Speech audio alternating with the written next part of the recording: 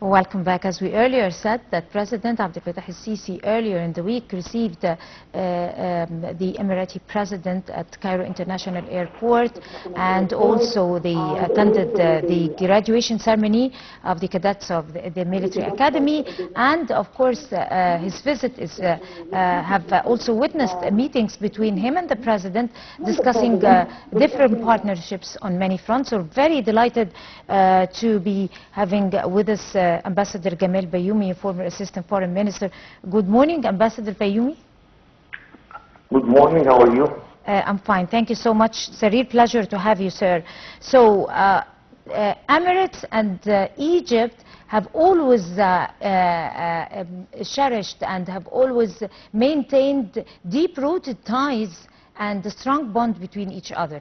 If you like first to shed some light over this important point.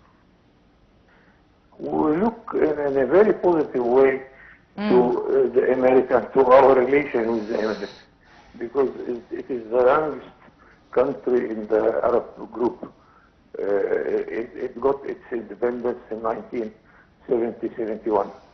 So our generation has seen this development, and we of course we exchange a lot, whether it is in investment and trade and in human beings. We have a big Egyptian community working and living in the Emirates, and vice versa also.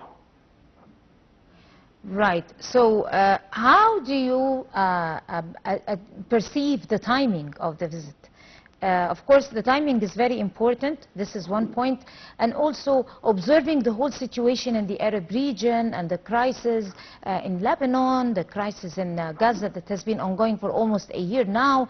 We commemorating the 51st anniversary of the October War. The graduation of a new batch of the cadets of the military academy, and how excited and happy, sharing happiness and excitement and entertainment.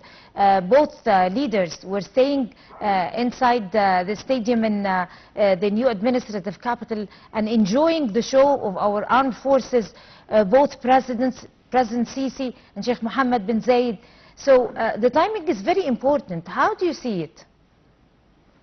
You are right, and you already mentioned many reasons for the visit, but the main reason is to commemorate the establishment of the new project the Emirate is going to start in Egypt, whether in Al Alamein or at the Red Sea. And this is a huge development in our relations, because now we always complain that the Arabs in general are investing abroad more than 20 times the volume of their investment in the Arab world. Not because they don't want to invest in our countries, but because our ability to absorb new investors and new money is a little bit limited because of our problems with the bureaucracy, with the transport system, with the banking system. Many things we have to work on it in order to make it much better and to be able to attract more and more foreign direct investment, especially from the Arab world. So, of course, as you rightly said, other reasons such as commemorating the October War, also to discuss the problems around us. We are surrounded with very hot issues in Palestine, in Lebanon, in Libya, in Sudan, in Somalia, in Yemen, and all these countries are not in good health. That's why we are giving such a visit all our attention. Right, so you have embarked or mentioned or drawn our attention to a very important element that is now the working or the driving force of the momentum, which is investment and the economic and investment partnership between countries. So the capacity and the size of investment, the Emirati investment in Egypt is huge. And President Abdel Fattah Sisi have been directing all the ministries and the governments to be able to facilitate the foreign investment in Egypt. And we have seen the launch of Ras Al Hikma mega development project. Sheikh Mohammed bin Zayed is also coming to witness the launch of Ras Al Hikma development project and other property development, huge development properties in Egypt. Talk to us about the capacity and size of the Emirati investment in Egypt, and how important is it for both parts, both sides? This is one part of the occasion that as a diplomat I can realize that 10, 15 years before the revolution of 2011, we were not using the most important weapon of our diplomacy, which is a summit level. Our president before the revolution, because of the age, because of the ability, when he was attacked in Addis Ababa, he was reluctant to receive foreign guests or to visit other countries. Now we are, thank God that we have a very active president who visited almost every possible country in Africa, in the Arab world, in Europe, especially Eastern Europe also. And if you follow our daily news, you will find that the president is in contact through telephone, hour after hour with his counterparts. So we are well using the presidency level of our foreign relations. And as you rightly said, now with this meeting, each head of the state coming with 6, 8 ministers around him, so the ministerial level also is engaged, and this would add direct contact between the presidential level, the ministerial level.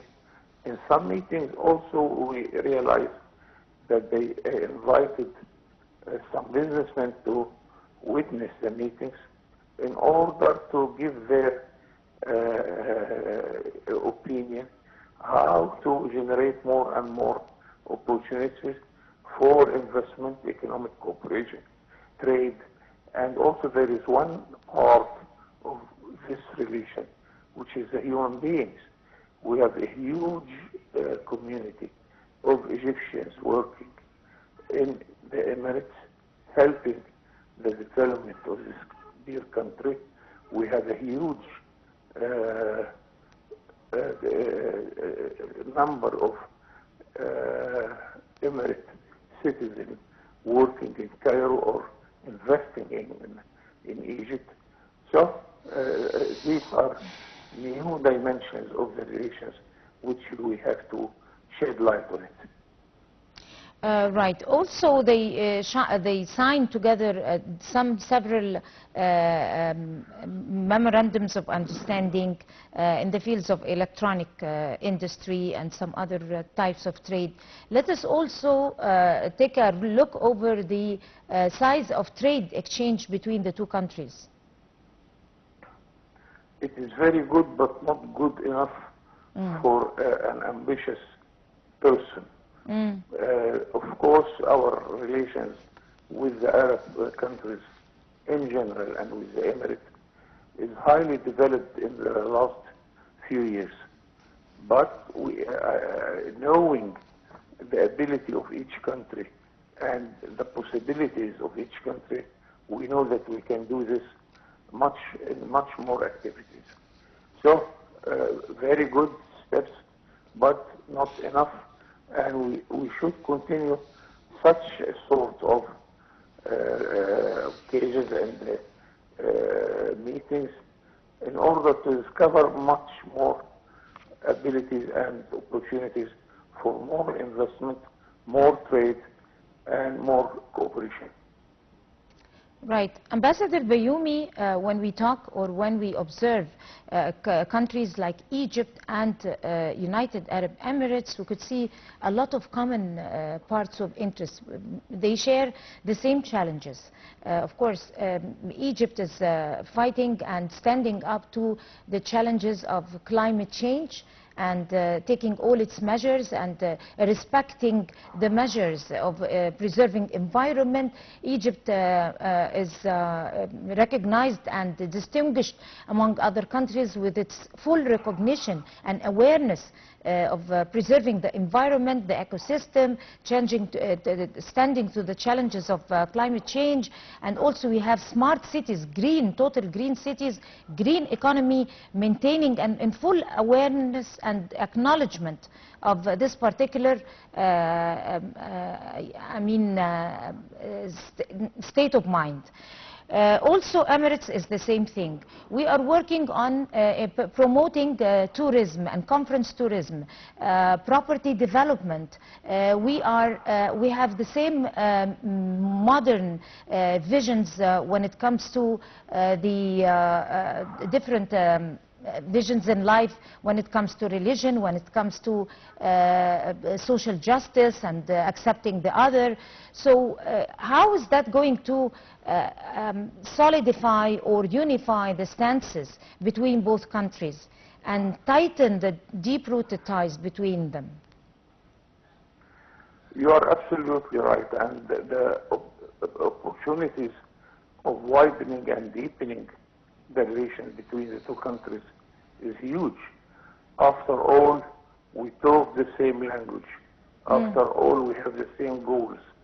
And once a Russian ambassador told me that the European ambassador, whenever they look at you, they are jealous, because 8 or 10 Arab ambassadors, whenever they talk to each other, they talk the same language. Europe, which is proud of its unity, they talk 21 languages. And it's a problem whenever they want to talk to each other.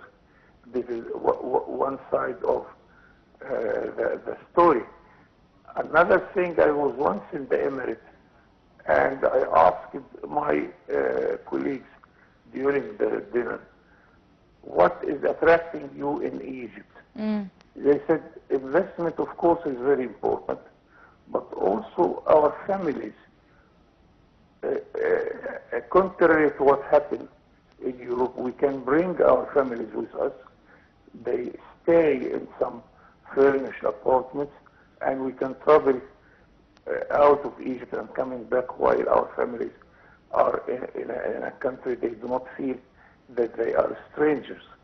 They talk the same language. They are treated very well from the Egyptian community. And this is one very important element here. Also, education.